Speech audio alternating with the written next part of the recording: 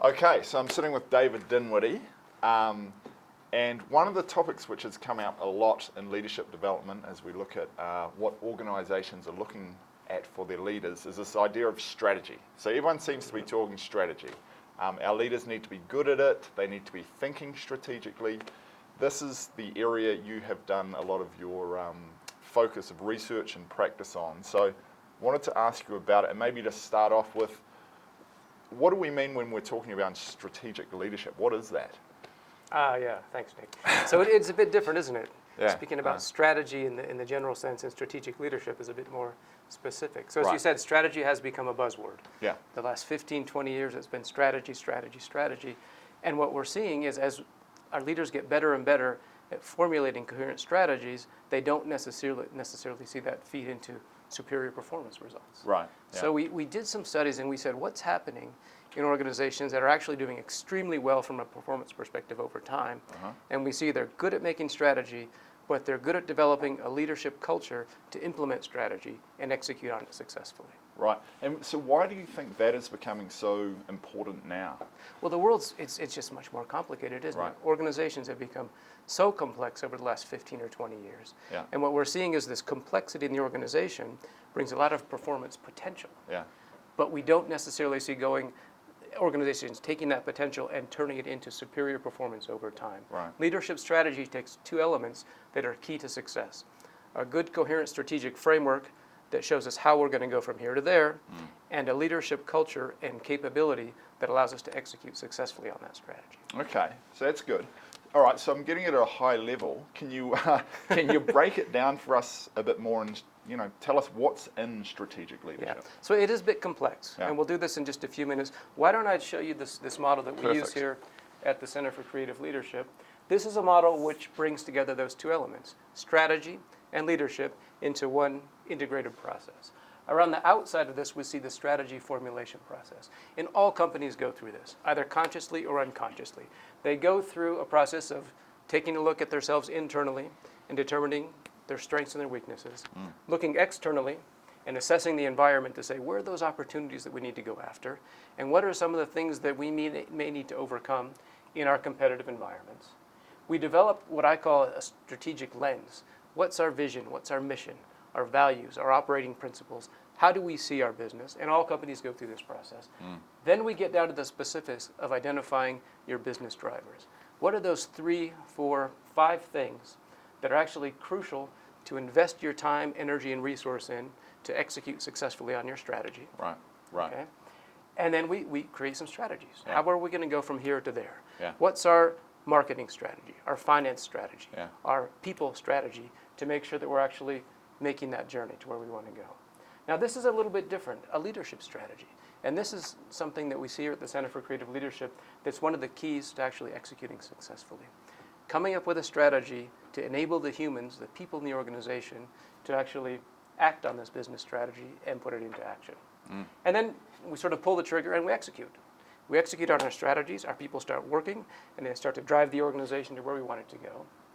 We take a look at our performance. Are we really matching up our performance potential with that performance that we're seeing from the organization in many different senses? And we learn from that. And then we go through this process. It's an iterative, ongoing learning process. Right. This is very much the art of strategy. Right. Now, strategic leadership says, well, that's nice, but are we really focusing, enacting things around the right types of things? Strategic leaders will go through the strategy process and they'll start to say, what are those challenges that my organization is really facing? Right. And our studies show, our research shows that people that come to us and they engage in strategic leadership programs are pretty much dealing with 4 crucial areas in their businesses. They're challenged with leading change. These days, change is the big thing. How do we lead people through the change process in a successful, healthy way? Yeah. Okay, and that's something that leaders are challenged with. Shaping a culture. How do we determine the right organizational culture and the right leadership culture to go through the strategy formulation process and execute successfully? Yeah. Okay? Shaping the right culture in the organization. Spanning boundaries. We find more and more that as organizations become more complex, it's difficult for people to actually cross boundaries in the organization. Sort of those vertical boundaries up and down, communication across those lines. horizontal boundaries across the organization. How do leaders actually enact and interrelate across different business units, different functions, different areas of the business in a successful way? What are some of those external boundaries that we need to cross as well? So they're challenged with really spanning organizational boundaries. And finally, what we call leveraging polarities. More and more leaders are faced with enacting things that appear to be diametrically opposed in the organization.